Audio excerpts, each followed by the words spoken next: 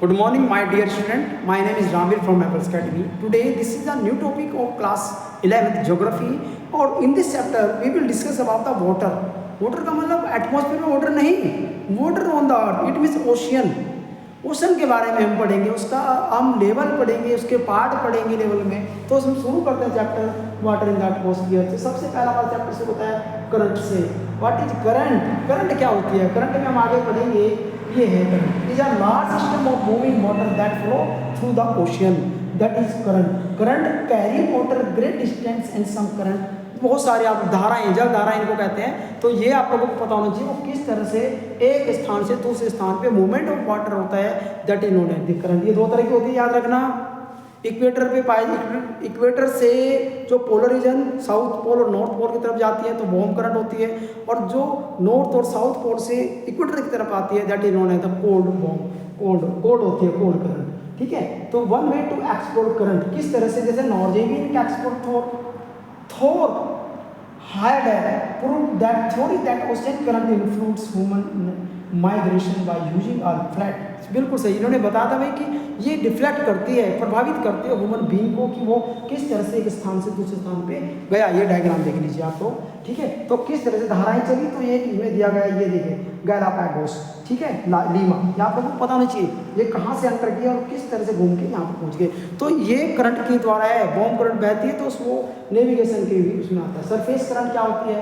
Wind mainly drives surface current which affect water to the depth of the several hundred meters. Effect if अर्थ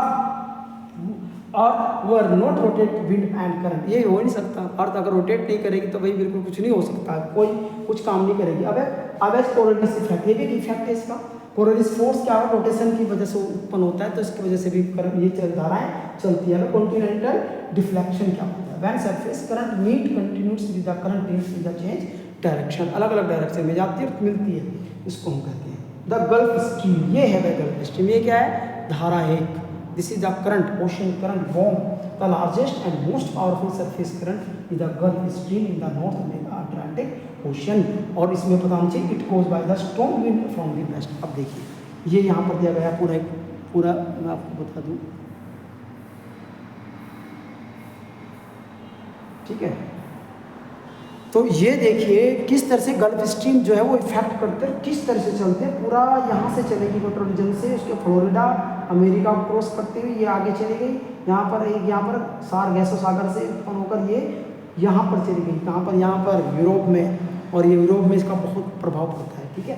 और इससे क्या होता है? इससे ये वहाँ के क्षेत्र को वो करती है. अब ये this is the different type of the ocean current. यहाँ पर डिफरेंट टाइप की लैब्राडोर है गई, नॉर्थ अमेरिका ये दे दिया, कैनेडियन हो, कैलिफोर्निया हो गई, कनारी की ठंडी धारा हो गई, कोल्डन बॉम, आयोशिवा हो गई, कैलिफोर्निया की धारा हो गई. ठीक है. फॉकलैंड की धारा हो गई, रेनल की धारा हो गई, और भी ज़्यादा different car. How surface current affect climate? Climate is a pattern of temperature and precipitation type typical for an area. ये आप लोगों को पता होना चाहिए, ये भी एक एरिया है जिसके में क्लाइमेट जो चीज़ को चेंज करती रहती है. Deep current and climate. अब इसमें सरफेस करंट एंड क्लाइमेट का क्या संबंध है? किस तरह से प्रभावित करती है, किस तरह से एक स्थान से दूसरे स्थान पर ले जाती है. तो सरफेस और क्लाइमेट का सीधा एक अंतर है. Surface means and climate have current due to the surface water. आप देख लीजिए दिया गया सरफेस वाटर किस तरह से, और सरफेस वाटर किस तरह से जनरेट हो रहा है, किस तरह से ये वो कर रहा है. एल नीनो, यस मैं आपको जरूर पढ़ाऊंगा एल नीनो.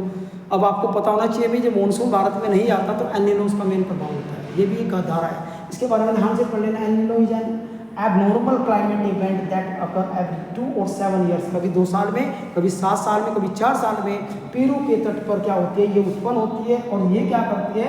इंडियन मानसून को देखो, इंडियन मानसून को काफ़ी प्रभावित करती है. वहीं पर ये लो एयर प्रेशर बन जाता है जिससे हवाओं का मूवमेंट उधर ही होता रहता है, वो इंडिया में पहुंच नहीं पाती, जिसकी वजह से इसका काफ़ी प्रभाव भारत में दिखता है. अब एल नीनो ऑन लैंड, ये मैंने आपको बताया था पॉजिटिव तो वेट. तो इसका एक प्रभाव ये भी होता है कि जो भी मानसून धाराएं हैं, हवाएं हैं, उनका जो मूवमेंट है, जो ट्रेड विंड चली आ रही है फ्रॉम वेस्ट टू ईस्ट, जो पैसिफिक ओशियन से फिर इंडियन ओशियन में क्रॉस करेगी, आती है, एंटर करती है, तो वो बिल्कुल आनी बंद हो जाती है, जिसकी वजह से क्या होता है? मानसून डिफ्लेक्ट होकर वहीं पर घूमता रहता है. तो इसकी वजह से क्या होता है? इंडियन मानसून डिले होता है. जैसे इस साल का मतलब 2026 का जो मानसून है एल नीनो के प्रभाव से काफ़ी क्या है वो पीछे हटेगा.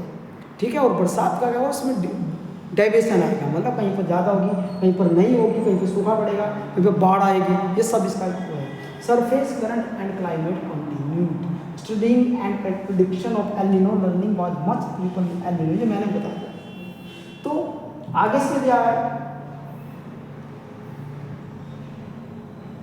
How temperature salinity affect the density of ocean, बिल्कुल सही है। Salinity of the temperature it is the magnesium और कैल्शियम कार्बोनेट, मैग्नीशियम क्लोराइड, ठीक है, सोडियम क्लोराइड, ये सभी मात्रा में पानी के अंदर, समुद्र के पानी के अंदर घुले रहते हैं, जिनकी वजह से क्या होता है, ये वाटर जो होता है वो सैलिनिटी उसमें उत्पन्न होती है। ठीक है, इस चैप्टर में हमने यही पढ़ा है कि भाई किस तरह से धाराएं उत्पन्न होगी एंड वाटर का प्रेजेंटेशन क्या होगा in the ocean. Okay student, thanks.